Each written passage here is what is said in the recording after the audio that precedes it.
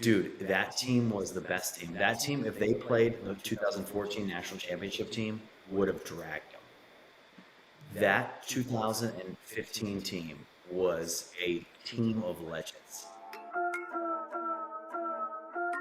What's up, everyone? You're tuning into the Diamond Strong podcast. It's where you come feeling good and you leave feeling great. The action starts now.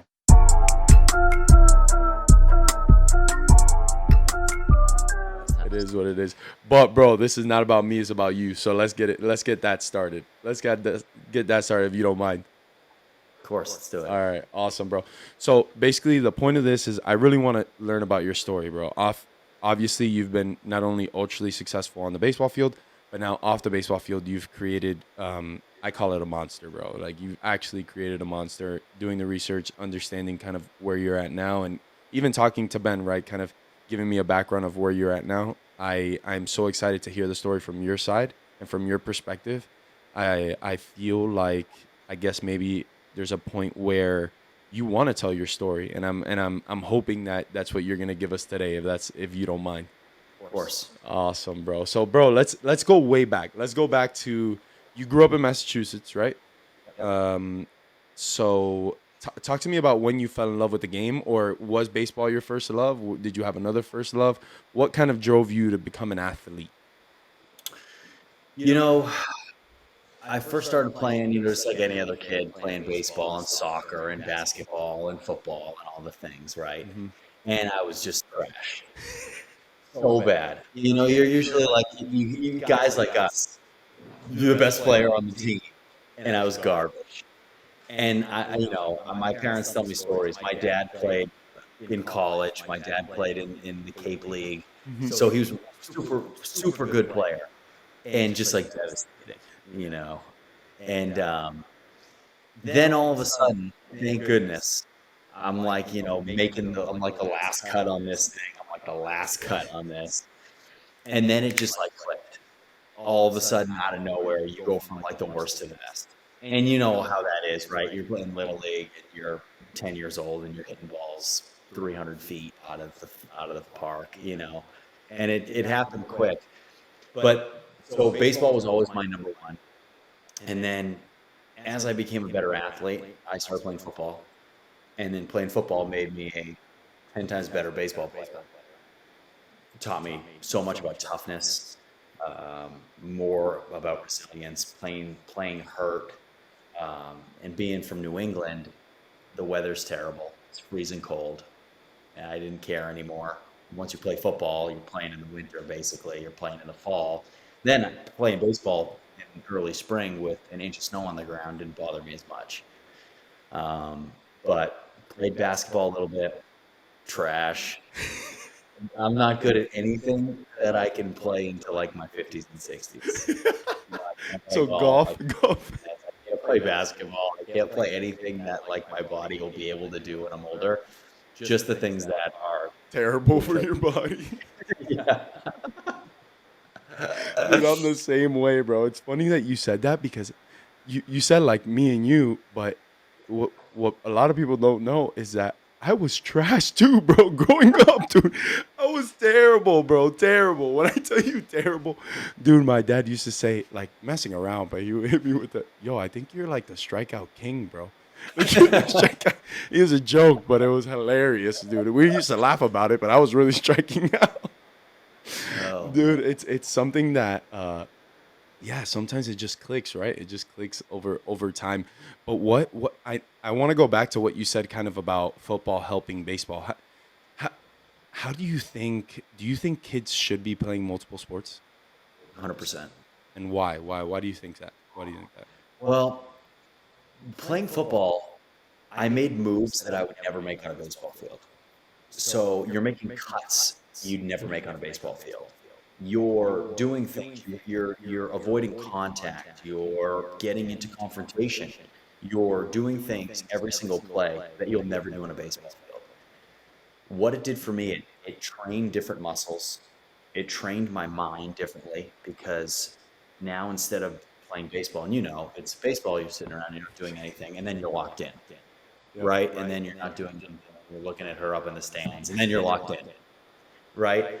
Football, you're locked in for 8 seconds, and then you're recouping, going back to the huddle, right? You got 40 seconds, and then you're back out. And so it's similar, but that 8 seconds is so much more intense. Mhm. So for me, I played earlier in my football career. I was like a corner guy, right? Corner, wide receiver. And then as I got older, I moved more towards the middle, to more of a linebacker safety situation.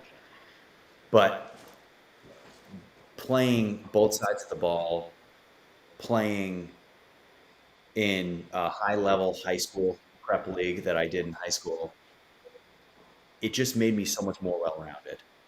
And I was a lot quicker. My movements were better. I was just all around a better athlete just from playing football. I even had college baseball coaches would fly up to watch me play football. Never No even saw me play way. baseball. Yes. I'd have college baseball coaches fly across the country to watch me play football. Did Corbs do that? Corbs didn't do that, but he wanted to do it. I was about to say, I would have thought that that's one of the coaches that would have done that. He does it now. Yeah. Uh, he loves multi-sport athletes because for him, he loves toughness. He loves guys that play football. He's a New England guy himself. He's from New Hampshire. He loves guys who are tough. And, we're coming into a situation here where a lot of singular sport athletes aren't tough. They play baseball. They're soft. Yeah. They're playing 12 months a year. Hold on, I'm taking this phone away from my No problem. dog. Chewing. I don't want it being too loud. But so when you think about it, you have these kids. They're playing one sport, and in baseball, there's no contact. There's no trash talk. There's no toughness growth. Guys play all year. They have overuse injuries. People shut them down. They play video games. They sit on their phones. It's not helping them develop. Like there's no, and you know this, and I'm going on a tangent, so cut me off. Go, bro. Go. Like, I think about back when we were playing. You played little league. You might have played like an all-star Mhm. for like a month, Yep. and then you go get ready for football. And then after football, you play basketball. And then after the basketball season, that's at least how it was in New England. Mhm. Baseball starts. And then that's it. And there was no such thing as overuse injuries. It was guys were just getting big and strong, and guys were beasts because they gave their arm rest. And they got stronger playing football or playing basketball. So it just bred such a tougher group of kid than I see right now. Dude, that makes so much sense, man. Like when you're playing basketball, your legs are getting stronger, you're being able to jump, you're getting more agile. When you're playing football, same thing. You're getting tough. You're being able to go and take contact. You're learning how to drive through people. You're learning how to drive. Again, maybe it could be consistent with like hitting, driving through the ball. Whatever it is, you're getting better at it. You are resting your shoulders in a sense, in a way, but they are getting stronger in a different way because you're using them to block. You're using them to move. You're doing different actions and mobility exercises that you wouldn't do on a baseball field. Then when you get to the baseball field, you're stronger, faster, better than you were the last season. And then in baseball, you're doing things that you're saving your body for football season. And then in football season, you're good. You're ready to go. Like you probably feel better. Without a question. Dang, man, that's so crazy because so many kids and being from South Florida, a lot of kids played a lot of sports, but I think that it could have been done more. And I think people I'm sorry, that's my dog, but I got this little buzzer here that helps me out. Gets him quiet real quick. But so when I was growing up, I understood that how important like getting better was and getting stronger. But nowadays, kids don't have that. They're always playing. They're always going to the showcase, 800 showcases a year. They're playing for the scouts and for this and for that. And they never really have time to get better or rest the body, right? Or like, they don't even go to school anymore. I know. The whole thing is awful because all these kids get burned out and then they're just done. Yeah, man. Like, I'm sure you see, we've seen it 800 times. Kids go go play and they do okay, they do good, they do bad, and then they're done and that's it. But dude, did you go to school? Did you go to class? Like, In college or or no, in high like in school? high school. In high school, you went to school. Did you? Yeah. You had Oh, friends? Like you messed around? You had a good time? of course. I Like, don't know. Now you have kids, they're like, after the baseball season, they play baseball. And then after the summer season, they play baseball. And then after that season, they play baseball. I would not, I don't want to play that much. no, dude, I at least want to go to school. Like, I want to go to school with my friends, bro. Like, dude, I remember even when I had to play a lot, right? Because we had summer all year. So we did have Right. baseball seasons happening. But, bro, the best time was to go to school because we didn't have to practice, didn't have to play and like hanging out with friends. Now kids are living like pros. Like the way that we lived when we signed to go wake up and go train, which is what you're supposed to do when you're a pro. These kids Right. are doing it at 11 years old, man. It's so bad. It's so sad, man. It's so sad. But all right, talk to me a little bit more about high school. Like you obviously started becoming really good, and then talk to me about getting into high school and your first experience playing at that high school level. Did you see kind of the difference, or were you nervous for it? Did you start JV, varsity? How did that kind of come into play? Yeah, so I went to a private school called BB&N Hmm. up in New England. It's one of the most prestigious private schools in the country. It was really good. It was the best. But we were in the time that I was there, they had made this crazy pledge where they'd always been known as a academic school, and they're one of the top schools in the country every year. They're on the campus of Harvard, so it's a feeder school to Harvard. Wow. So yeah, we would send every class of about 120 kids, so really small, and they would send somewhere between 10 and 15% of that total to Harvard. So the kids were like brilliant. I was like the dumbest kid in that school, That's why but you went to Vanderbilt. The dumbest kid went to Vanderbilt. That's an Ivy League but school in Miami, bro. The way we think about it, Vanderbilt's Ivy League kid. great school too. But when you think about it, so when I was there, ironically, just the way that it was, they were like, you know what, we've been a academic school forever. We want to win some sports. We want to like be competitive. We want to be the best. So it just so happens that in like the 7 year span they wanted to do that was when I went there.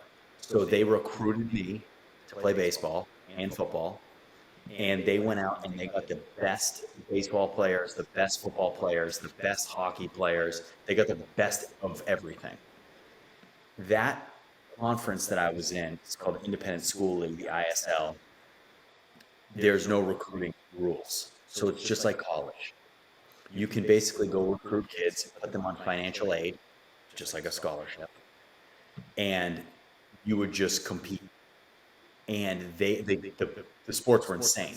Like we'd play public school teams, murder them. That's sick, Like bro. 10 runs in the third. You go around the diamond on baseball, and we had of our 9 starters on defense, we had 8 who went Division One. On the football team, we had a 5-star. My junior year, we had a 5-star tight end. We had a 4-star corner. We had a 4-star quarterback. We had a 4-star running back who ended up playing football and lacrosse at Duke, won 2 national championships and 2 bowl games. We were outrageous. That's We not had fair, bro. we had a 4-star fullback who set the all-time rushing record for the state of Massachusetts and went on to win 2 national championships as a wrestler at Virginia. We were a joke. So as soon as my year left, they stopped doing that, and No then went right back to like, way. we won wrestling titles, we won football titles, we won we won 2 baseball championships. We cleaned house, and they shut it down. They were like, okay, we did it. Back to academics. Because what happened was, Willie, all the players, right, that were playing sports were going to those schools. Virginia, Vanderbilt, Hmm. Ivy League schools, Stanford. And it was taking spots from the kids who were paying $40,000 a year and getting 2400s on their SATs, they couldn't get in because the athletes were taking the priority. And you know, at a lot of these schools, you only get like one kid from school, sometimes one kid from like that whole area. So, you know, me rolling into class late, right? I I commit didn't to do my Vanderbilt homework, as professor. I didn't do my homework. sorry. I commit to Vandy as a sophomore, and it comes time for everybody to get in, and I'm the only kid that gets into Vanderbilt. And they're, you know, You were committed I'm 3 years ago.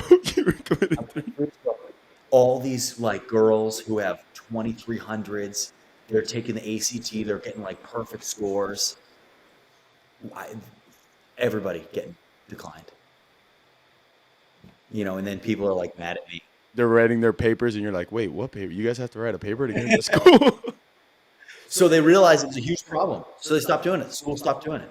No ROI, bro. It doesn't make sense for them. Literally, You're right. I mean, if you really think about it, everybody who's going for free, the ones that are paying aren't getting what they wanted out of it, right? Is that crazy 100%. education, which in reality is not the education there, but it's the education going to Harvard, going to Yale, going to all those schools, and then all of a sudden, all these athletes that aren't paying are going to are going to all the schools. I know. So bad. They're like, forget about those damn trophies, bro. Forget about the athletes, bro. Let's keep the business going. Keep these kids in this school paying 50 G's. True, for real. Yeah, and then if you think about it, it makes total sense, right? But it sucks because I'm sure you have a lot of pride with your high school, and it's like, yo, we were the best, bro. And now we can't win a game. Stomped. Oh man, it's all right, bro. That's pretty cool though, bro. I didn't even know that was a thing, man. Like I've never heard of that. That's so cool. So you guys have your own league, basically. Yeah, we have it's our own league. It's an independent league. Every school's private. Most schools are all boys. Mine was co-ed. There's a couple co-ed schools. A lot of them are full boarding. Oh wow, so they live there too. Did Live you live there. in your Mine school? was- No, mine was like one of 2 or 3 schools that was day school. Dang, Every other one was how far did you live from school, from an campus? hour. Oh damn, that sucks. I would drive an hour. It was in downtown Boston. So I would drive in there every day. So our baseball field was squished between like 2 interstates. So if you hit a fly ball, it's like on the highway. That's sick though, bro. I know. That's It was pretty cool. cool. though. Dang, Yeah, it was cool. bro, that's nuts, man. I can't believe that. I've never even heard of that type of kind of setting, but I think it's bro, how did it feel to go into school every day? Like when you guys were the athletes, like, did people hate you or did they love you guys?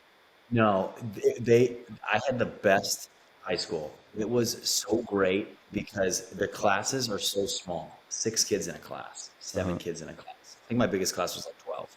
So like 10 athletes. So No, I'm kidding. I'm kidding. you get so tight with everybody. You know, like the people that I was with my freshman year, it's the same people, and there's only 120 of you, the whole class. Wow. So you get so tight, you hang out with the same people, you know all the same people, you know everybody personally, pretty much. I loved it. It was like the best experience ever. And the teachers were amazing. It was a different time though, too. You know, in the sense that there was no politics bullshit. Yeah, all that crap. It was so much easier to get along when you had people from all different backgrounds, and there were people there from all different backgrounds, which was such a cool experience. And there was just no bullshit. I love that, bro. That sounds like paradise, man. That sounds like paradise. That's Good so old cool. days. And if you were to talk to me about now the recruiting process, obviously we go back to your sophomore year. Like, how did that come about? How did you always want to go to Vanderbilt? Where was your dream school, or where did you want to go? Willie, it happened so fast. Like back when you and I were playing, coaches couldn't talk to you until after your sophomore season. Yep. And like, if you committed as a junior or senior, that was like normal. Committing as a sophomore was crazy early. Now it's like committing as a sophomore, it's late, like you're not going to school. You have to go to junior college, you know, and everyone panics. So for me, I couldn't talk to any schools. I was getting letters every day from ACC, not really SEC. because SEC doesn't really mess with the Northeast. Yeah. But like Boston College, Virginia, Mhm. all those schools, I never got like the good schools down in like Miami or anything like that because it's so quick. Yep. So like we had some ballers on our team that people would come see. Guys that you might have played against. Remember a guy named Andrew Chin, lefty from Boston College? Lefty pitcher? Sure, yeah. I think I do remember that name. He was like the best high school player in Massachusetts. No way. Like, he was like pumping 90, 92, left side, ultra polished. Nasty, bro. That's sick. Like 3 pitches. And everybody would come from all over to go see him. Played area code games for like 2 years. Just a beast. So everybody would fly in to see him. And then they'd see me. And then we had another monster kid named Devin Perry, who was a right-handed pitcher. Went to Boston College for a little bit, went to Duke for a little bit, bounced around. And he was like 90, 93 off the mound. 2-way and shortstop. So like you have guys like that, everybody comes in. You know how that is. Yep. You get exposure. For me, we were playing against Tyler Beatty, who ended up going to Vanderbilt, who big league pitcher, and I put together some really good at bats. And it got back to Corbin, and next thing I know, I'm on the phone with Corbin. And just like that. He's like, "What are you doing in 3 weeks? Come out to our camp." But I have to call him, right? Because it's a violation. Yes, bro. You have to call him. I remember that. You remember that? Yes, bro. You had to call the coaches. Like, call him at this time. Your summer ball coach or somebody calls you. He's like, "Hey, you got to call so and so at this time, at this day." Da, da, da, da, da. Don't call him late. Call him right at that minute. I know. So I end up going out to the Vanderbilt camp. It was a summer camp. I show up. I have an absurd batting practice. Like the first night I'm there, I'm like hitting balls, a mile. Mooning him. Good. Like I'm just geared up. Locked in, baby. Yeah, you're like, I'm at Vanderbilt under the lights. I'm like, this is sick. This is for me right here, baby. Let's get it. Yeah. And the next day we play games.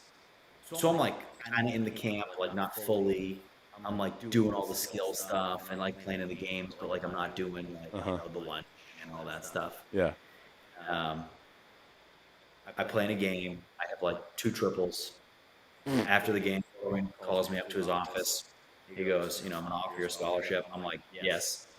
He's like, "I have any scholarship?" I'm like, "I'm coming." Yeah. Whatever. It don't matter what you offer. I'm coming. Take some time to think about it. I'm like, "Okay, I'm coming." And dude, that was it. I'm going. He's like, "All right, great." Are you serious? You committed right there. You're not kidding. You literally committed on the spot. Yeah. I was sitting with my dad. We were up there together. He brought me out to the camp. We're sitting in the room, sitting next to each other. Corbin sitting across from us. I'm like, right there. I'm like, didn't matter. Did you talk? Did you even look at your dad like? Yeah, I did. I looked at him and I went like this. I went, "I'm coming."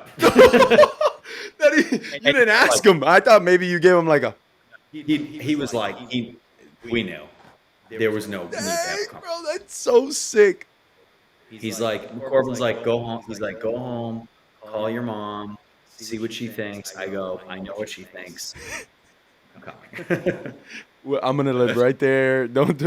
Oh, my mom. Yeah, no, she's good. She sent over the sheets. She said I don't have to go back to school. I can stay here until then. Dude, that is so cool, man. What is okay? So now a little insight before we get to the whole. What is it? Cause I want to ask you twice about Corbin.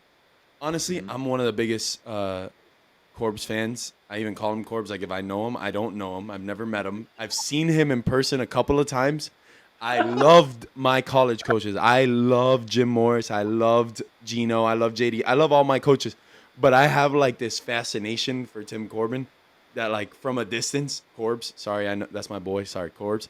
Didn't mean to disrespect you like that, homeboy. My bad. Corbs. I have this fascination about him. I've never heard somebody say something bad ever about Tim Corbin. People that have done well, done bad, done anything in the middle. I can't understand. So can you please tell me what he told you in that office? What he told you in that office that you knew. Don't give me too much insight because I'm going to ask you a little bit, but give me a little bit of insight of how that first conversation or interaction was with him. The guy communicates on a different level. So I've never seen anything like it. I've never talked to anybody who's like him. When you're speaking to him, you feel like you're the only person he's ever known. Like he's speaking to you on a different wavelength. People who don't even know him want to show how good of a person they are to him, and they don't even know who he is. It's how he talks. It's how he communicates. He makes you feel so good all the time. It's outrageous. Dude, it's so hard to explain. When you meet him, you got to come out to Nashville. You stay with me. We'll go over there. We'll spend 3 days over there. You'll know what I mean. Dude, I have goosebumps right now, bro. You just offered me to go over there, bro. I literally have goosebumps. That like, I think I've never, I don't fanboy over people, but I think I'd like be nervous to speak to him. Dude, he's different. He's different. That is so cool, man. Like that is something that I love to hear. I don't know if you saw Ro, but Ro had him on his podcast. And it was so sick, man. And I'll never forget the first time I saw him. I think I've seen him twice because I saw him at the College World Series when your junior year. Yeah, 2015. I saw him there. I saw him. I was like, oh man, like there he is. And then right after that, I saw him again because he went to go see. We were playing Ben in the Cape. I was with Orleans and John Kilichowski was on my team, Reynolds. So we're there, and all of a sudden he's there talking to all three of them after the game. And I passed by really close because like they were all so excited that their coach was there, and I'm like, and I passed really close, and I think I heard him say something, and I was like, hey, that was cool. Like I saw him there again. I saw him twice, but it was just so cool to see so many people be so consistent about what they see in him. And Ben has always told me in a sense that like Corbs, and don't quote me on this, but in a sense, Corbs knows how to get the best out of his players and teach his players how to be not only the best players, but the best human beings. Willie, this guy is on another planet. When he talks, people just listen.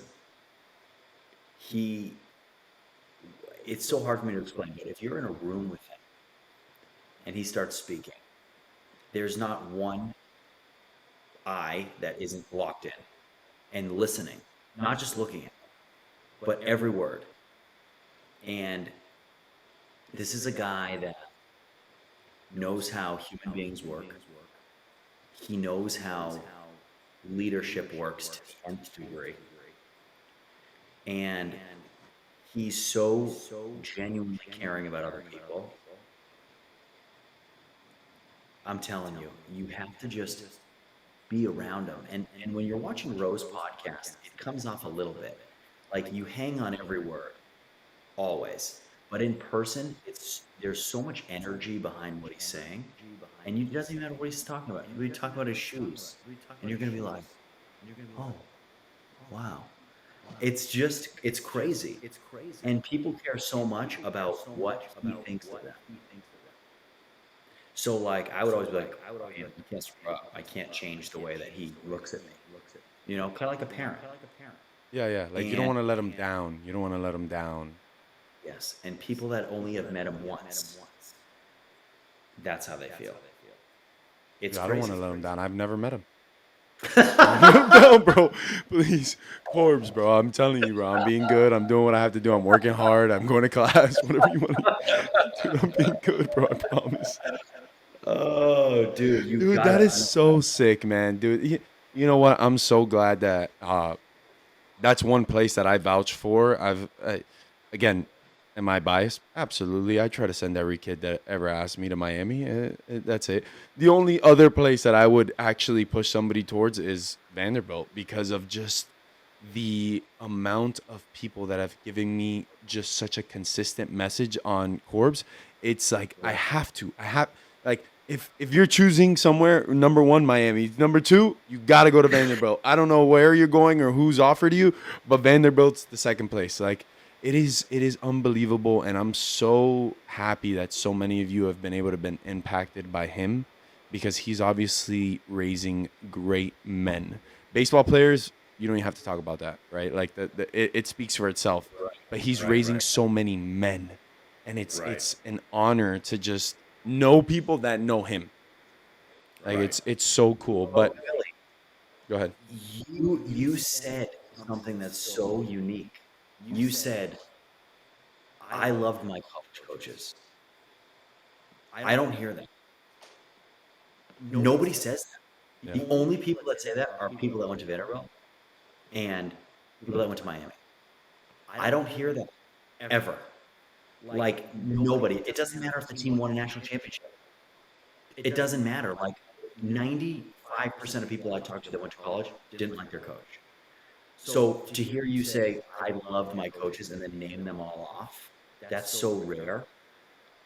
And it has to do with the culture and the guy that runs the program. Bro, dude, my college experience, I tell everybody all the time, it's like, oh, close the yearbook, close the yearbook. I'm like, absolutely not. I'll never close my yearbook because it's the best one ever.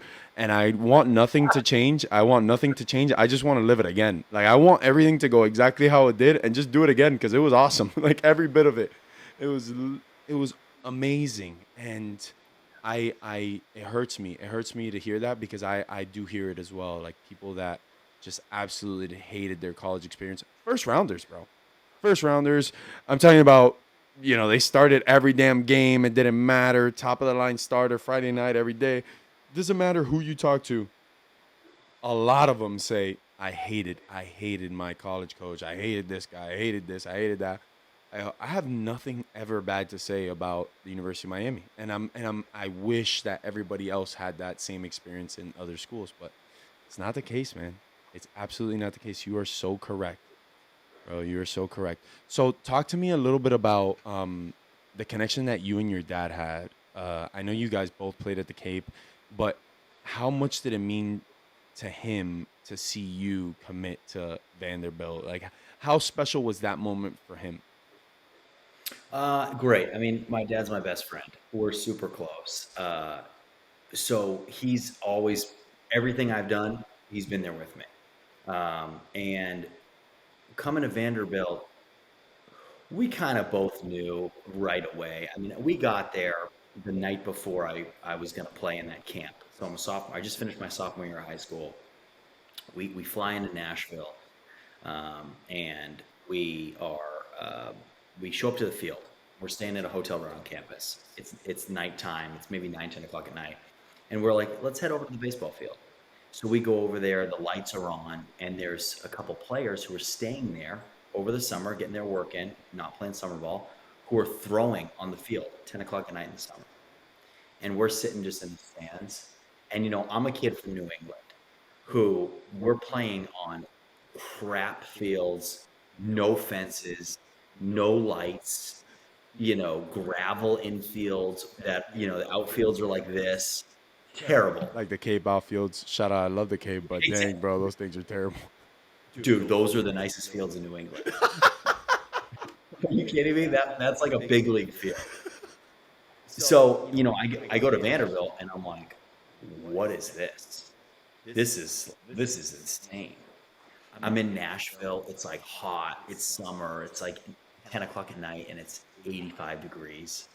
You're in The heaven. lights are on. The field's beautiful. We're the only two people in the whole stadium. And we're looking at each other. We're like, yo, how do you say no to this? This is it, bro. We're like driving around. Frats are popping.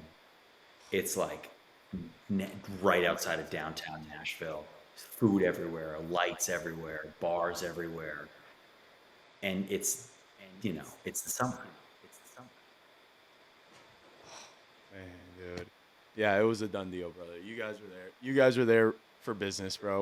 It wasn't a fun trip. It was there to get it done. Get the business It, done.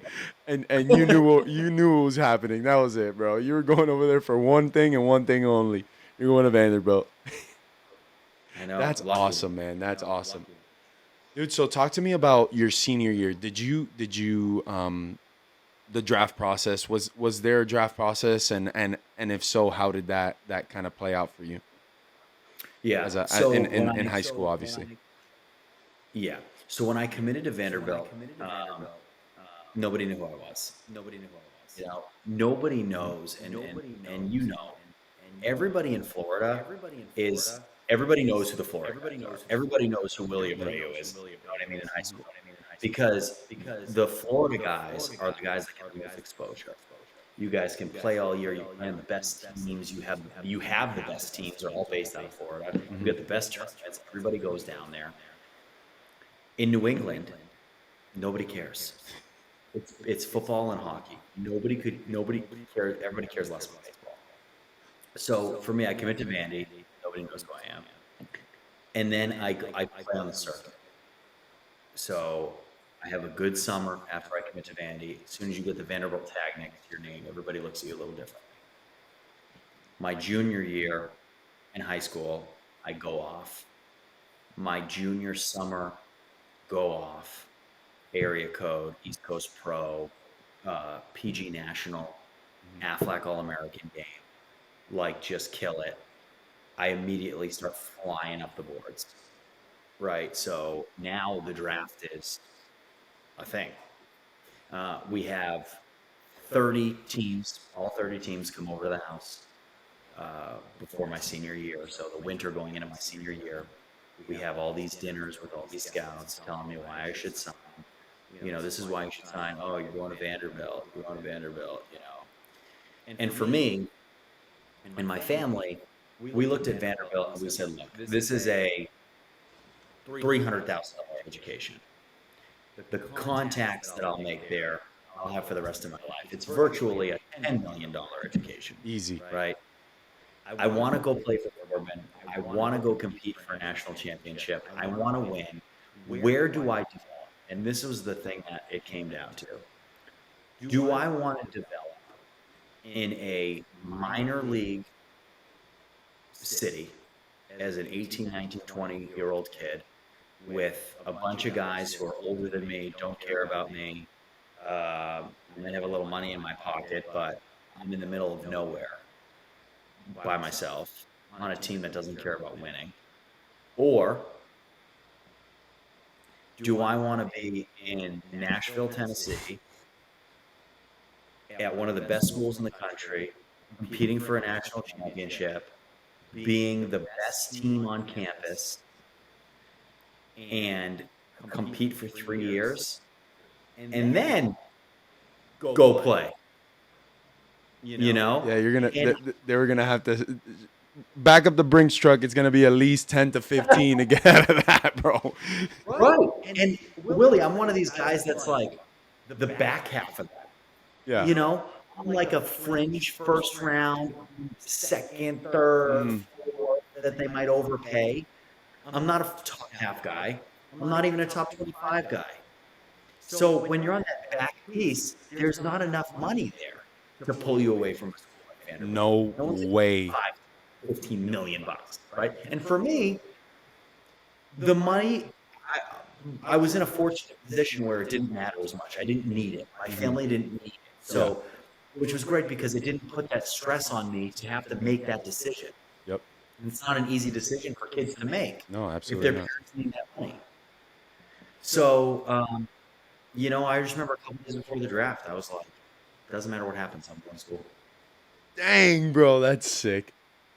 That is awesome, man. That is awesome. So did you tell the scouts too, or you told your agent? Who did you tell? Like, No, you know, at the end of the day, it's business, right? And getting drafted, it helps you a lot. When you get to campus, you have that tag next to your name. Yep. Um, and I got some calls on the first night about some of those back half of the first round, supplemental round deals. Everybody Yeah. wants to cut you deals because they think you're so high on signing. Yeah. Got a lot of calls on day 2. And then day 3, I got popped in the 25th round with the Cubs. Theo Epstein called. They tried to put together a little package, and obviously it wasn't going to be enough. And then it was a no-brainer to go to school. So it was easy. It was an easy decision. Looking back now, right? Looking back now on that time, what would you tell your 18-year-old self? Like, would you congratulate yourself on the way that you handled yourself at that point in time? No, I don't think I would do a thing differently. Not a thing. If I could go back in time, I would go like this. I wouldn't say a word to myself. Nothing. Keep Not doing it. one. Do it how you're doing it.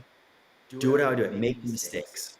And I thank goodness, I had a great support system, so I didn't make mistakes. But that was the best decision I ever made, Yeah. by far, no question. Dude, that's so cool, man. That's so cool because I didn't have the same exact experience. My mom and dad were both like, you have to sign, you go, go, go. Like, that's your dream. That's your dream. And I was the one that said, I'm not doing it. And I was high, like, same thing. Like, oh, you're going here, you're going there, you're going to get this, you're going to get that. And I was like, yeah, yeah, yeah, yeah. The minute that the draft came and I saw people getting popped, and I'm like, I'm not going behind this guy. Like, it was more of a little bit, I guess maybe I was a little bit more arrogant about it. In a sense, I was like, no, I deserve to be higher, and I'm not going to take anything less than this. And my parents were not happy. By the way, the only 2 people that I know that are now more fans in the University of Miami than I am are them 2, because they know it. Willie, did you ever? This was something that would happen to me, and this is kind of funny. Would you ever be like, if I sign, I'm gonna get found out? Like they're gonna know that like I'm not that good. I'm leaving, bro. Dude, I thought of that all the time, bro. Like I was like, you know what, You knew that too, bro? I was like, they're going to know. dude? They're going to know I've been faking it. Dude, I was like, I'm not ready. I'm like, I'm not ready for this. You know you know when I knew that, Rhett? When did you know that? The day of the draft. Dude, I knew it like 3 days before, 2 days before. That's when I was like, I'm going to school. I'm like, I'm not ready. I'm not ready. And I was like the most mature guy. Me in too, high me school. too, me too, me too. I was like, oh, this guy is pro ready. Like, that was my thing. Like, this guy can handle himself. He's gonna take care of himself. He's gonna do things the right way. Dude, the day of the draft, I go, I'm not ready. I know it. I know it. I know it. I know it right now that I cannot play at that level yet. I need to go to school. I know. That's exactly what I did. I was like, nope, not ready. Dude, you're first of all, this is the first time I've ever said this out loud. Me too. I've never said that. For real. Because, the whole spring, you're like, I'm ready. Yeah. Give me a couple $1,000,000. I'm good. Dude, I had bought everything already. I told somebody this, like, that I had already spent my whole signing bonus in my head. It was gone. Of course. I'm sitting in class. I'm doing the car. I'm like building out my car. Yes. I remember doing. Dude, I'll go. This is how it was right here. Here we go. I'm in class. I look at the mock drafts. I see the mock drafts. Okay, perfect. I see what that slot's for, because now, well, your draft was still slots, right? The last.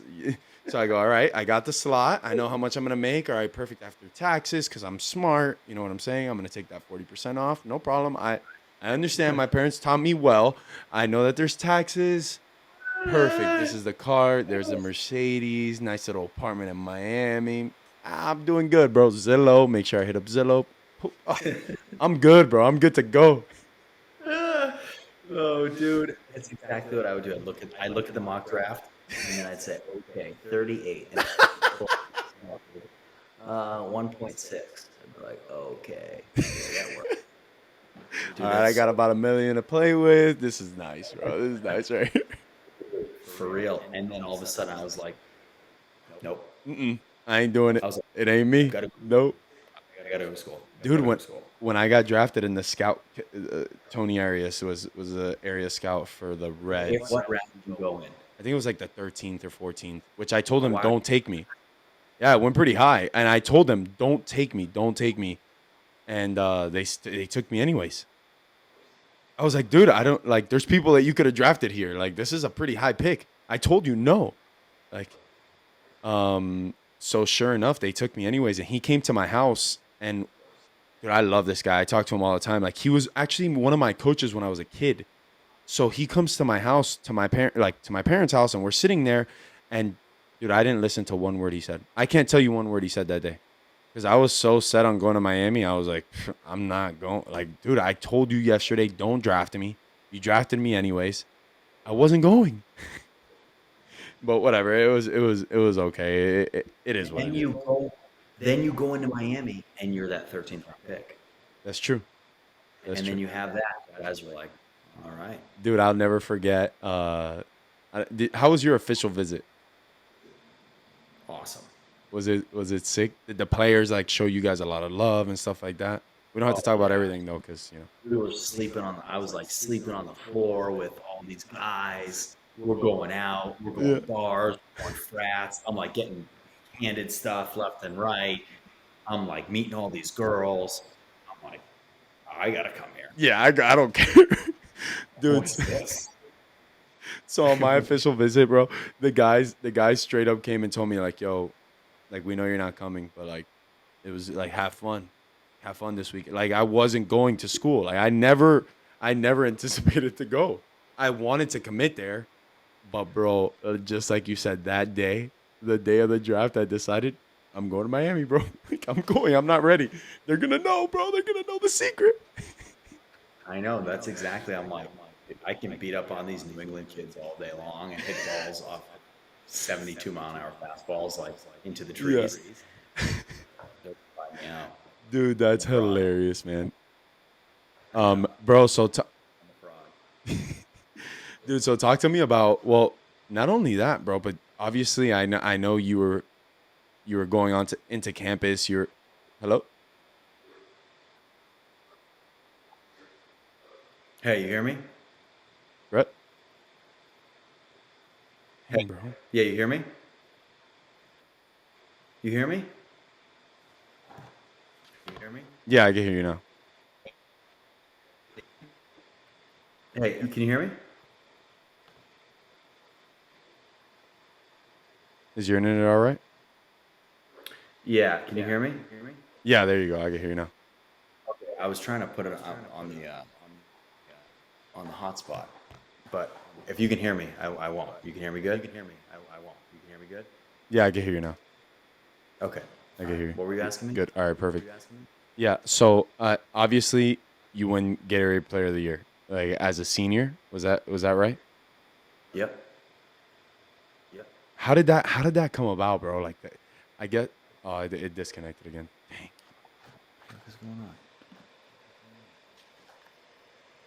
Willie, I'm gonna try and put it on my Go ahead. my Go ahead. hotspot. No problem. Any better? Yeah. I don't know why it's doing this.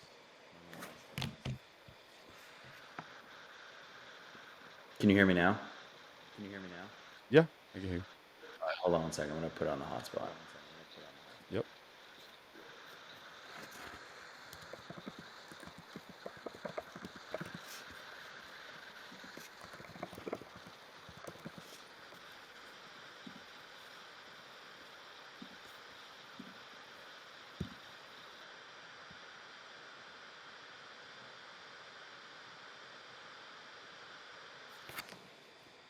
Willie, you got me? Oh, dang! Now it looks good. Okay, good. Yeah, good. All right. I don't know why it does that. Okay. Should be good to go. Nice. All right, cool. So, talk to me about winning the Gatorade Player of the Year. Like, how did that even come about? I didn't even know. I knew that was a thing because we would see other guys win it.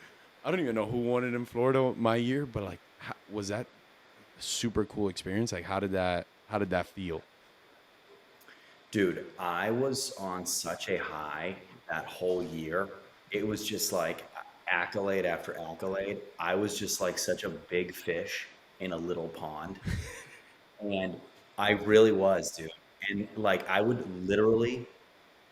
skip class to go take BP for cross checkers and assistant GMs who were flying in. I'd be taking BP, and the way our campus was, we had all of our classrooms, and the baseball field was in the middle. So I would like skip class. The teacher would look out the window and see me taking BP in front of like 7 scouts, like a whole front office. And she And I can't would say just anything. can't say anything. I'd be launching balls. And I just would get in the game, and I'd be like 2 for 2 with 4 walks and a home run and a double every game. I'd have games where I'd get up there in the first inning in a 0-0 game with a guy on first and get intentionally walked.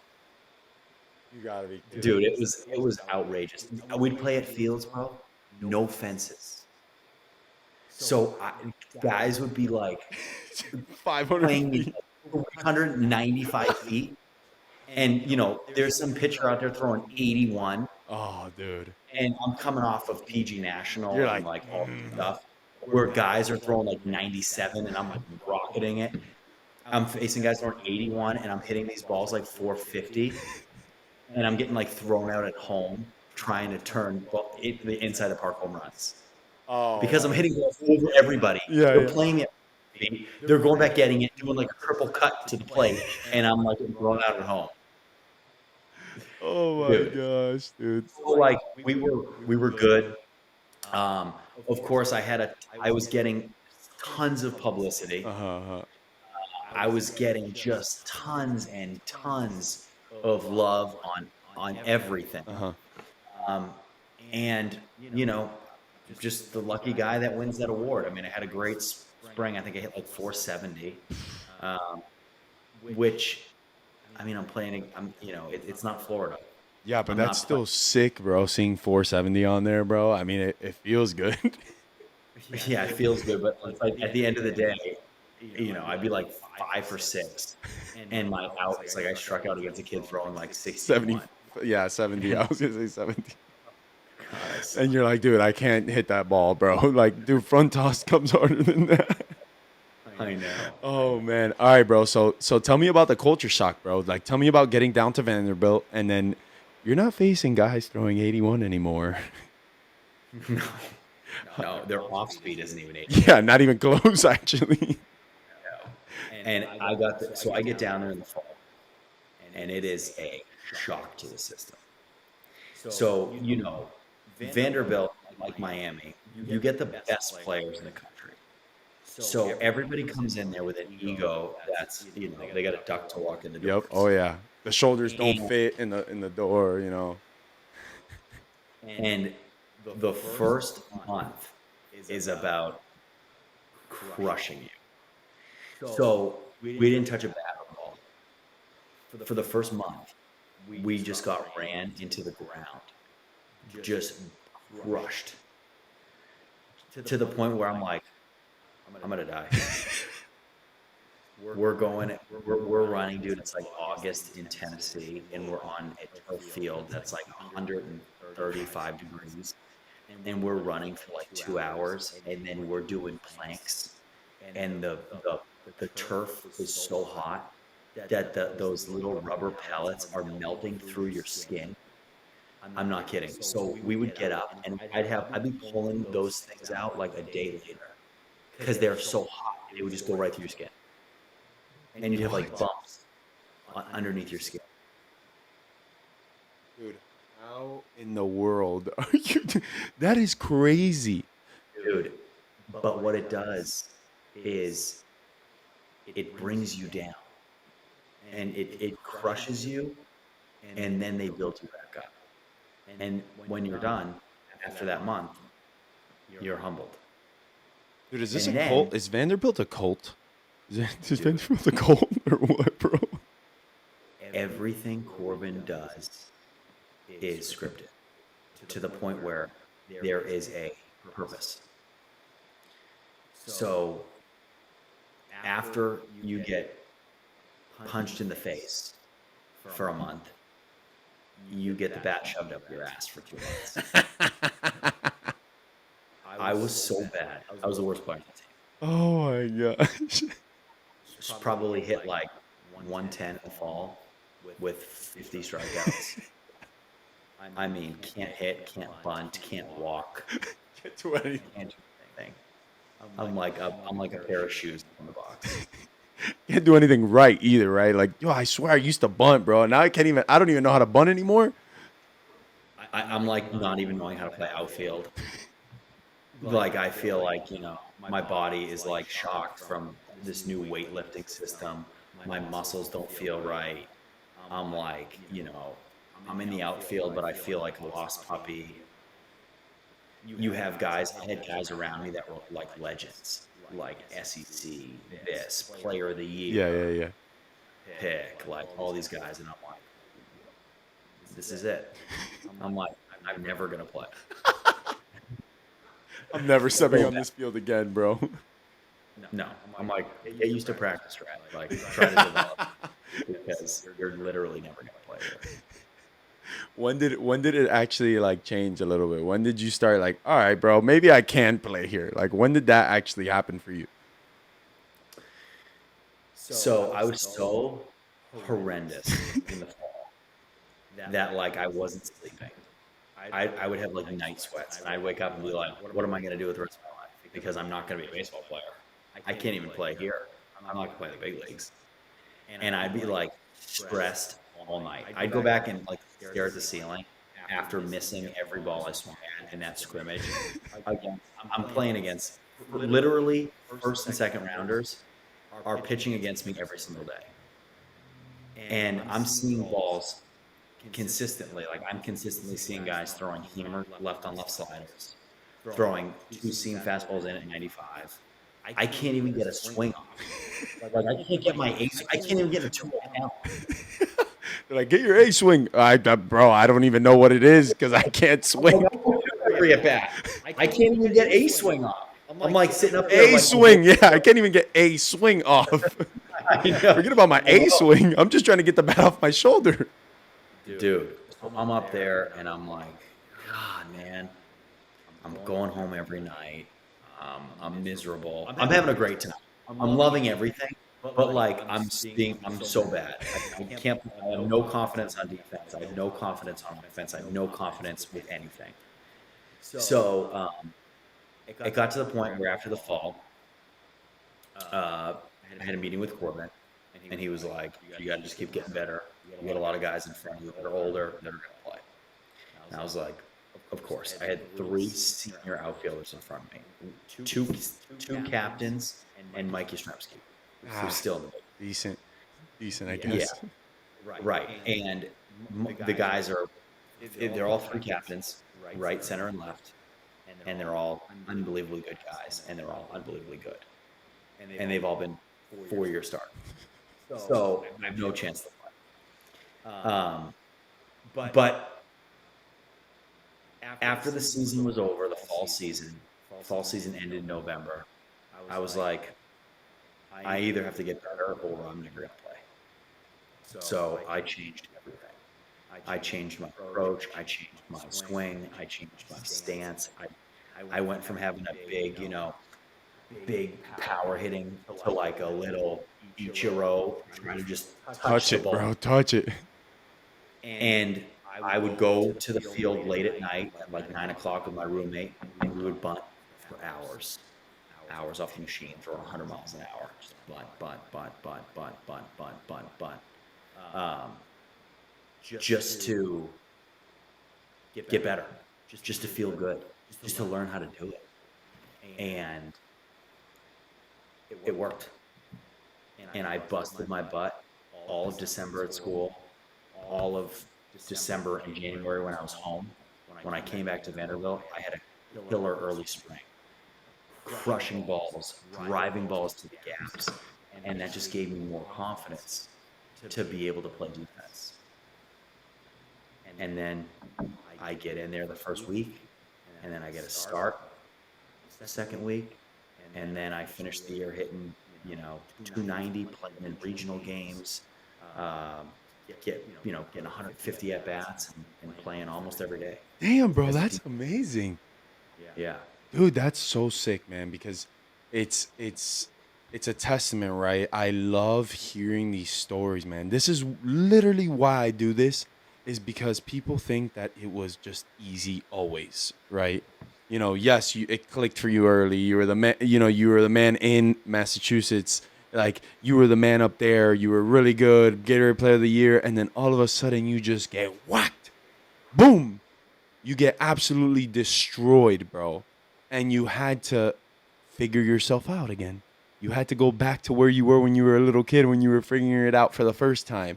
And you were like, man, it, it was like your sink or swim, right? You were like, either I do it or I don't. But this is the moment. This right here is the moment where you decide that I'm going to take it to the next level. And you took it upon yourself to say, I'm going to put in the extra work.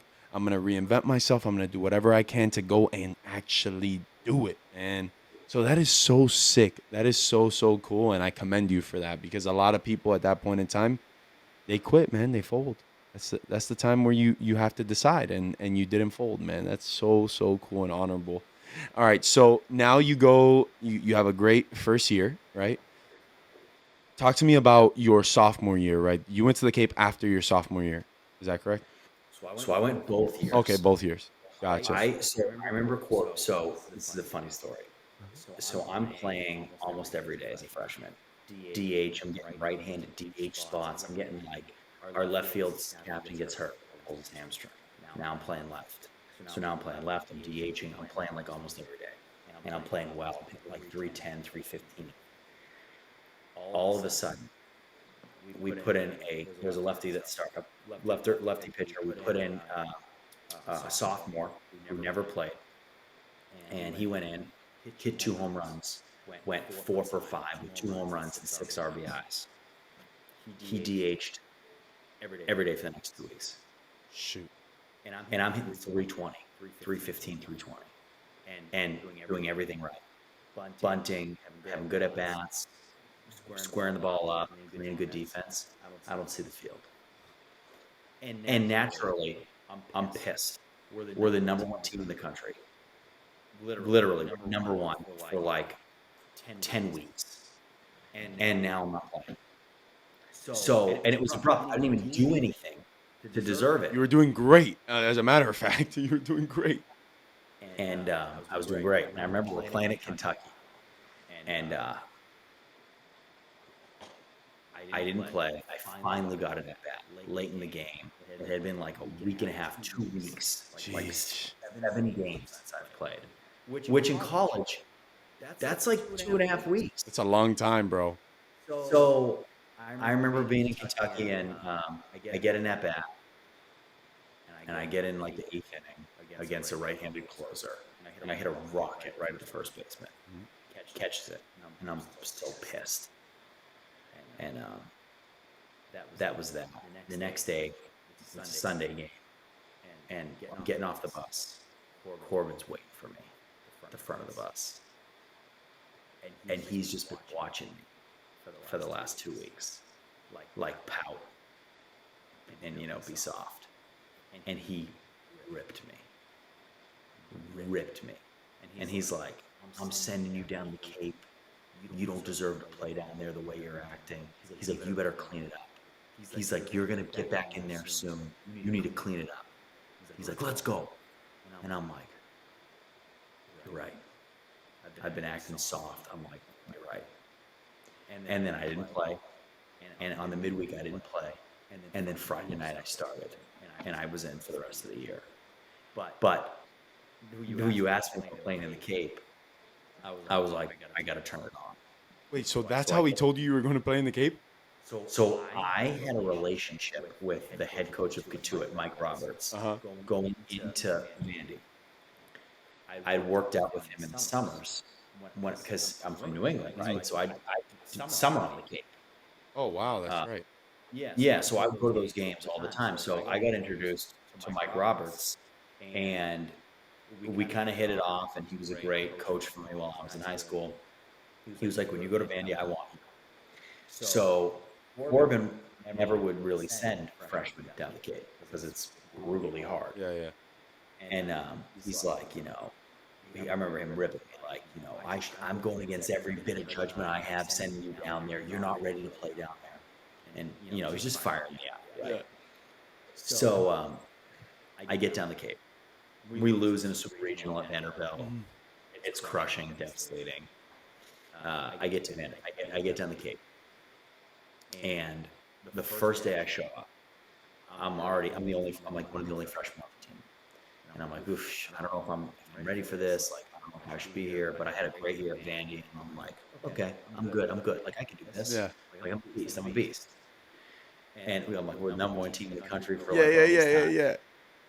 Everybody's showing you love. They're like, damn, you went to Vandy, da da da. Yeah. So I show up. I'm like, I'm not going to play. It's day one. Coach Roberts is like, you're not playing. Shut it down. Fast forward. It's the 10th inning. They bring in a lefty specialist, and there's a guy on second base with no outs. We're a home team. They need the guy moved over from second to third. So Roberts looks in the dugout. He goes, Rhett, go bunt. And I'm like, I didn't see a pitch of that game. I'm like, Yeah, you were hanging out, bro. I'm like I'm not even wearing spikes. I'm like, I go up there. I missed the first one. I missed the second one. 0-2. I'm like, oh my God. What do you say? No. No. Bunt. What's bunt? 0-2. I'm like, oh my God.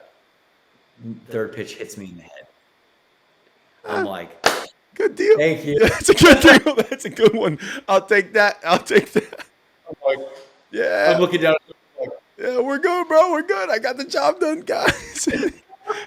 Next guy bunt, bro. Go try to bunt that guy, bro. Dude, we don't score. Oh, shoot. I go to left field. First guy hits a base hit to left. I go down to get it. Goes through my legs. I'm like, it found me, bro. Baseball, it finds you, bro. It finds you. I'm like, can I play here? What's going on? Is there some holes in this wood? Is it the glove? What's going on here? And I was like, oh my, what's happening? Anyway, I clean it up. I'm an all-star down the Cape. Uh-huh. I'm the team MVP. It was like the best summer ever. Oh man, that's sick. I know. And now you're going to your sophomore year, and talk to me about this year, bro. Talk to me, because now you're the guy, right? You did great at the Cape, and now I'm assuming, but just because of the things that transpired, and I understand how college works, you're coming into the season, you're ready to go, bro. Like you're locked and loaded. You're like, I can't see any pitcher better than what I already saw. My team has half of them, so or 3/4 of them. So if I hit 100 in the fall, now you know that's good. Right. Now you know that equates to about 300 during the season. So you're good to go there. You have all the confidence in the world. Talk to me about that year. Your sophomore year. So I get to school, and I think I'm the cat's ass. Yeah. Because I was just one of the best players. I lead the Cape in extra base hits as a freshman. So I'm just like, I'm the best. I go into the fall. I'm a dog. I hit like 450. Ooh. Rushing guys. Guys are like, oh my God. When I was down the Cape, I worked on my throwing. Mm-hmm. So like all of a sudden, I'm playing right field. I go from like a left fielder to a right fielder. Boom. I'm just like, all of a sudden, I'm just run! I dare you. I know, for real. And I'm like, this is great. Have an unbelievable fall. I'm going into that year in the spring, top of the lineup every single day, starting outfield. Week before the season, we're doing outfield drills. And we're using the Ponza machine. Mm-hmm. So fly balls. And one of the balls comes out a little short. It's my turn to go. I run to go get it. I'm busting. I bust. It's going to be a shoestring catch. I go to put my glove down. I step on the corner of my glove while it's on the ground. You know how outfielders have their gloves. It was kind of one of the first times where you're really putting all your fingers At the in end. the glove. Yep. And so it's glued to your hand, Literally. literally. So my foot steps on it. I go ass over tea kettle and land on my shoulder, hear a huge snap right in my ear, right? Because my shoulder's right there. And we're playing on turf. So it was the year, the turf had only been down for a year. It was rock solid. Corbin built the turf for speed. So when you build turf, he built it so it was super short and like 85% sand versus rubber. So it had no give. It was like playing on concrete. So when I flew over, I landed on my shoulder, blew out every ligament in my AC joint. Full shoulder separation. Couldn't move. I'm in the ER like 10 minutes later. I can't move my arm. I'm throwing shoulder. So I'm like out indefinitely. When I come back to start swinging, I'm doing PT, dude. 2 days later, I'm like doing all the PT. They're like coming in and shutting me down. Corbin's like, you gotta stop. Corbin's like, you gotta stop. I shut it down again because I'm like trying to heal it so fast. I'm doing so much, and I remember Corbin would come in and be like, how you feeling? I'd be like, I'm good. And I'd be like, he'd walk out and I'd be like, oh, right? But what happened was, really, I couldn't swing anymore. I couldn't extend through the ball. So I couldn't take my hand off the bat like I'd always done, and I couldn't extend. So my swing was like this. It was just straight contact. So I rushed back, of course, didn't take nearly the amount of time that I should have off. And it was a tough year. It was a year where I was trying to play through something that wasn't healed. Still played every day. Still had a good year. Hit about 285. And we won a national championship. That's where I was gonna get to. Tough year, bro. Tough year. No, but seriously though, man, like those things right there to like having to deal with an injury like that. How long did they give you till the time that you come back to play? Like, what did they tell you, and how long did it actually take for you to get back on the field? They told me 12 weeks. I think I was back. I was back DHing in 5, Oh, and I was in the outfield. that sucks. I mean, it's cool for that age, but it now looking back, it's like it's terrible. Yeah, and I just couldn't sit there and watch the team play. No, man, no, no, no, no, no. I couldn't imagine in college like sitting on the bench and like watching because I'm hurt, right? Like if I didn't earn it, like okay, but just sitting because I'm hurt and like those are your boys, man. Those are like your guys. Like, dude, how am I gonna sit on the bench? Is that how you felt? So we had a crazy culture where like it was so team oriented that the guys that didn't play still felt like they were in there every day. But like I knew how good I was, and I knew that if I could just tell people that this was good, I'd be in there the next day. And I remember Corbin, I remember going in his office and being like, I'm good. Like, I'm good. And he's like, you got hurt 5 weeks ago. He's like, you were supposed to be out for another, like, 6 weeks. And I'm like, good. Set up live VP. I'm Whatever. like, hit me balls. I'm like, let me throw to bases. He's like, okay. So I'm taking live VP. And I'm like getting my A swings off. And I'm like crying in the box, like tearing up because it hurts so bad. I'm throwing to bases and I'm like throwing to a base and I'm turning around and I'm like, right? And then I turn around. I'm like, he's like, how'd it feel? I'm like, Good. great. I'm good. And he finally, so he puts me in. I play. It's a midweek game. I only missed 3 games. I get in there, midweek game, like Tuesday, and I go like 2 for 4 with 2 walks and like a double. But when I score, no play at the plate. I slide head first just to show that I'm good. And it hurts so bad. You're insane, bro. Dude, I'm so stupid. I'm so dumb. I'm an idiot. But but I played, Yeah.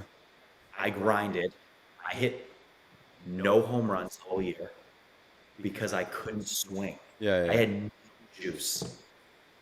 Damn, bro, that's sick though. That's still super, super sick. All right, so bro, tell me how sick it was to win a national championship, bro. Like, tell me that feeling, bro. I want to hear it because I want to take it from you. I want to hear. I want it. I want it bad, bro. Dude. So, without a doubt, the most fun I've ever had playing baseball in my entire life.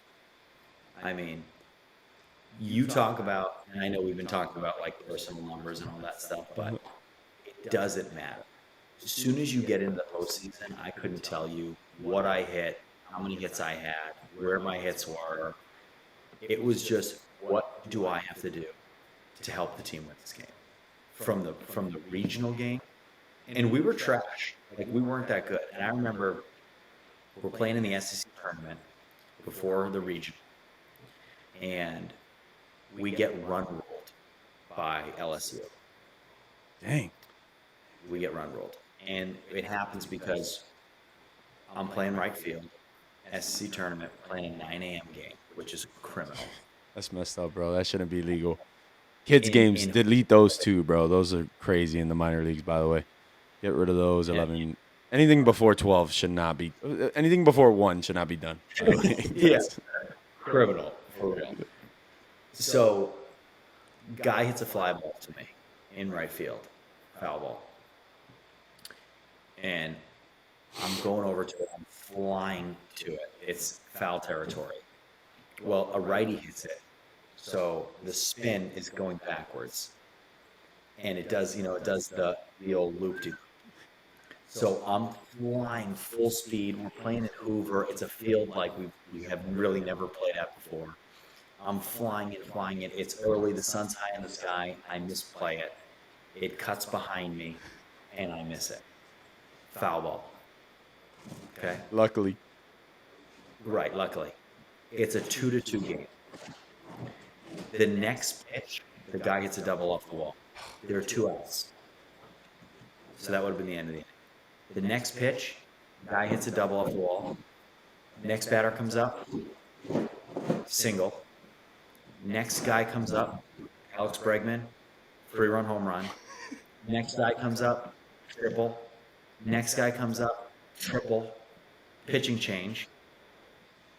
Double, double, home run, double, home run. We're down 14. 100-0, bro. And I'm like, oh my God. So we get slaughtered. We get on the bus. We're going back to Nashville. Corbin's in his uniform. Doesn't change. We go shower, change. He doesn't get off the bus. He's in his uniform. And we get to school, and basically he goes player by player around the field and is like, this is probably on paper the best team we've ever had. He's like, if we went player for player of every team in the country, we might be the best team in the country. And he's like, you guys stink. He's like, this is the most underachieving team in the history of college baseball. And we were like so mediocre. So we took that pretty personal. And we were like, he's right. He's like, we stink. Why? We've got such good players. And that just flipped the switch. And that when that regional started, we just went off. We just started pounding teams, doing everything right, playing good baseball, pitching, playing good defense. doing everything we needed to do. We were a different team, and that was it. We smoked everybody in the regional. We go to the super regional. It was also at home against Stanford. We win game 1. We lose game 2 on a walk-off home run, Ah, but we're good. We're like, weirdest game in the world, by the way. You're in your away dugout. It's sketch, bro. I hate that game, bro. What is that? what is that? Didn't we earn to be here? Why the heck am I in the other dugout? And why are we the away team? Yeah. Yeah. Why am I in the other dugout and the away team? What's home field advantage, bro? Terrible. There is none. Trap game, bro. Trap game. No walkouts. You get your walkout music. Whack, bro. Whack. It doesn't make sense. Oh, man. So we win. Game 3, super regional. We're going to Omaha. It's the craziest thing ever. We're flying charter planes. We're getting out there. Everyone, you know, you're like the biggest celebrities in a city that lives for 3 weeks a year. That is it. They're waiting for you to come. They're waiting for you. Oh, man, dude. It's the best feeling in the world, man. Nothing like it. Everywhere you go. Hey. After the games, rows of people. Yeah, bro. Yeah. But you know, one of the things that it is crazy about the World Series, and tell me if you had the same feeling. It's almost the weirdest thing because the fans are so neutral. It's like you're playing in a stadium with 30,000, but it's kind of like just like people talking the whole time. It does get exciting for like, 2 strikes or whatever, but for the most part, it's just a bunch of baseball fans. They don't care. Game. They just want to see a good game. Yeah, that's it. That's it. Isn't that so weird? Like, it's so crazy. It's totally crazy, and it's all about like how you travel. Yeah. Like travel, like when Mississippi State goes, who I hate, but when they go, they bring like 20,000. LSU, they bring like Yeah, bro. 30. Those guys are sick fans, bro. I mean, good for them, terrible for everybody else, but Well, they got nothing else going. true. Everybody in Miami's got something to do, especially Nashville too, bro. They got fun things to do there, bro. They have jobs. Yeah, they got real things to do.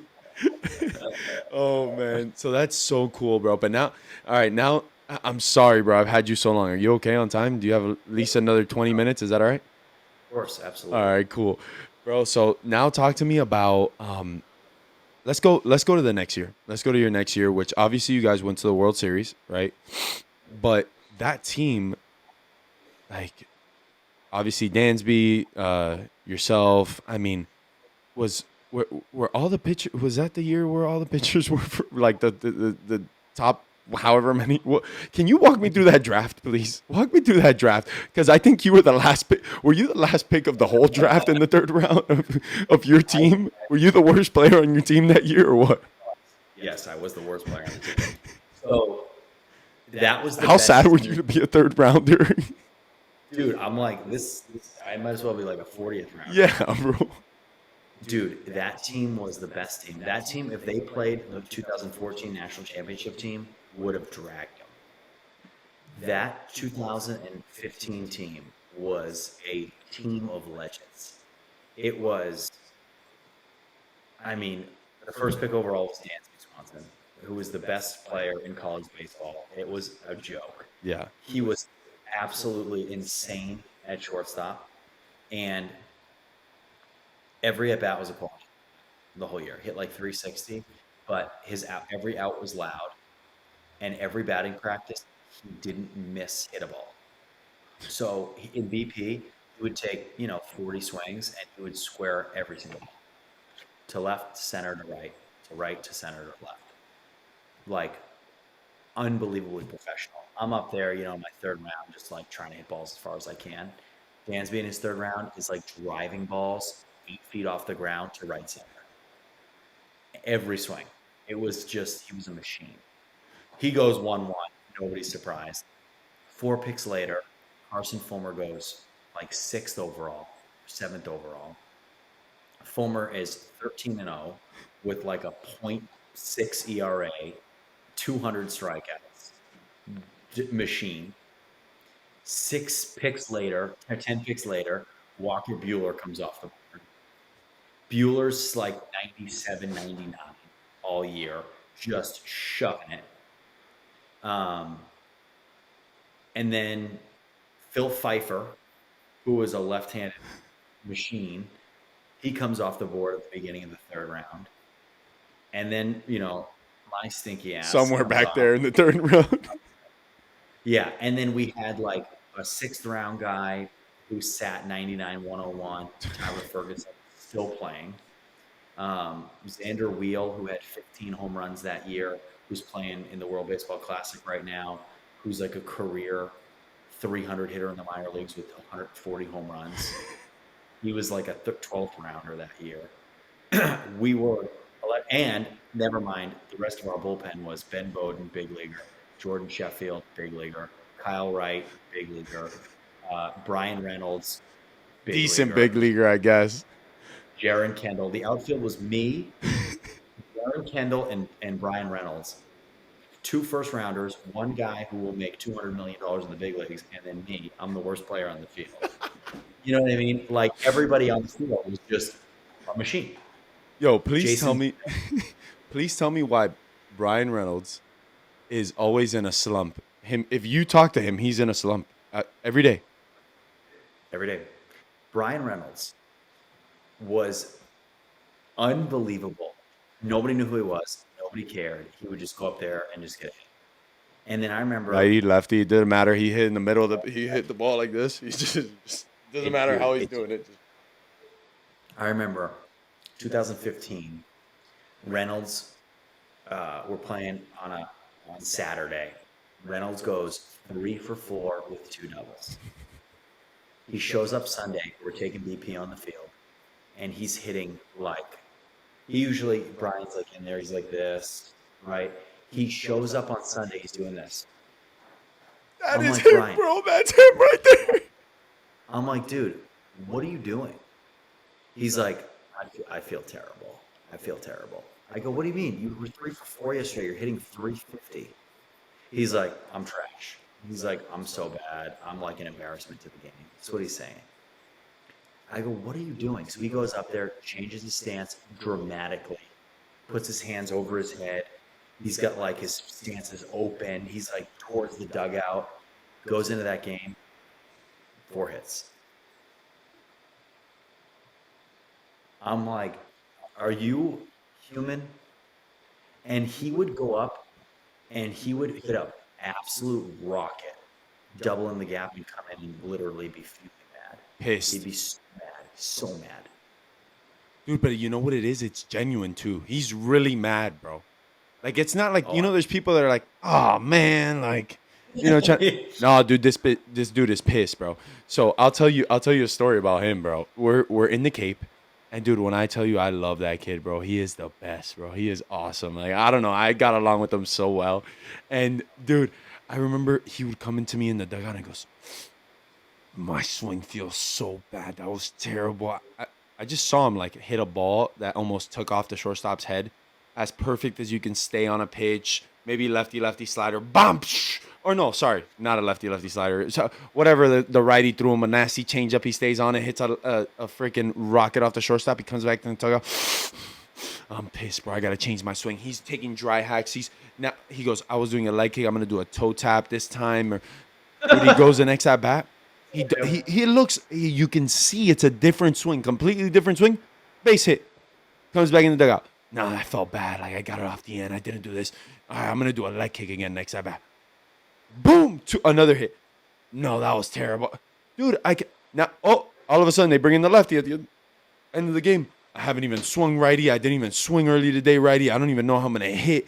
My swing feels so bad. My righty swing sucks. Line drive off the guy's head, bro. Like, I'm like, dude, enough telling me that you suck, bro. That is it. Because I am actually 0 for 3, and I'm over here trying to be positive. I'm over here trying to say, dude, I'm fine. I got this. I have confidence. I'm good. I'm hitting 200. You're hitting 370, bro. And you're telling me how bad you are? You better shut up, bro. One more time, and I'm done with you, bro. Done. dude, I didn't understand. And supposedly he does the same thing in the big leagues now.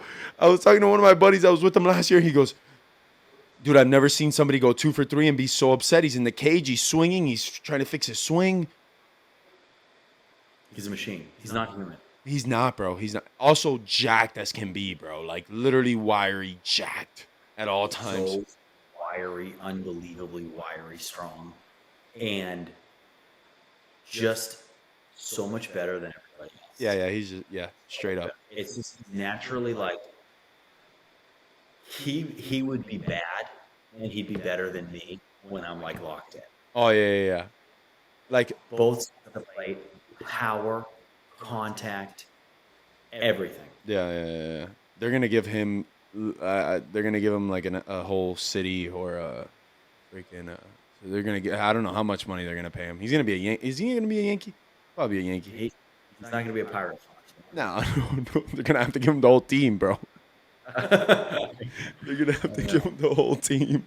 There was like rumors that he was gonna get traded to the Yankees. This, and that. That would be sick, bro.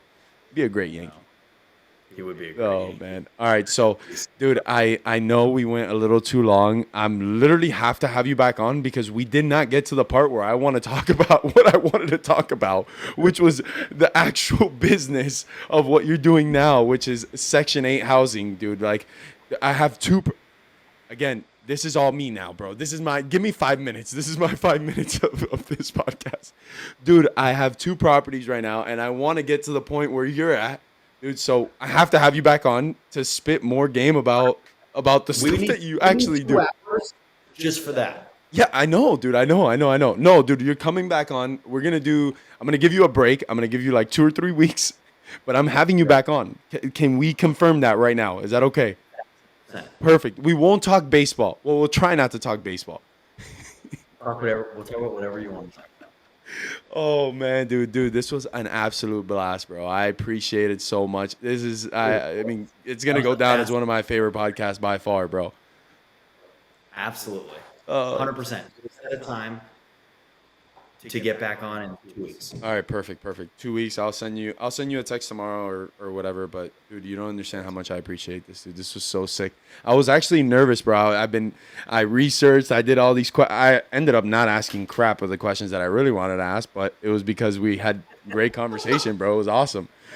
I know, dude. You're so great. It's perfect. You did a great job with the research. You're locked in. Plus, we talk about. I mean, you and I, we've played it all the same places. Yeah. Against all the same guys, with all the same people. Yeah, dude, it's awesome, man. This is why I do this, man. Like we've played against each other, and I hadn't had the opportunity to do this, so I really do want to connect with more people that I've been able to share a field with, man. And it's so cool because everybody has different stories, and I want to be able to have a place where we can all share that, bro. Because it's cool, man. We've lived a pretty cool life, a sick life, man. I know. Yeah. You're right. And I definitely want to get on and talk about that other stuff too. It's so different and it's so interesting. And I think you're going to love it. Dude, I'm stoked. And you know what I love the most, bro, honestly, is that the numbers look so small compared to the numbers that I deal with over here. So it looks like I'm gonna be living somewhere in Birmingham is what it looks like, bro. Because I keep seeing these numbers and I see that these videos were posted not too long ago. So we'll talk about that then, bro. But I really appreciate it, Rhett, bro. This was absolutely amazing, man. Dude, I had a blast. Yeah. Seriously, let's lock in tomorrow. Let's lock in. No, we'll do it. I'll look at my calendar tomorrow and we'll lock it in. Thank you, bro. All right, brother. All right, brother. Peace. See you, Willie.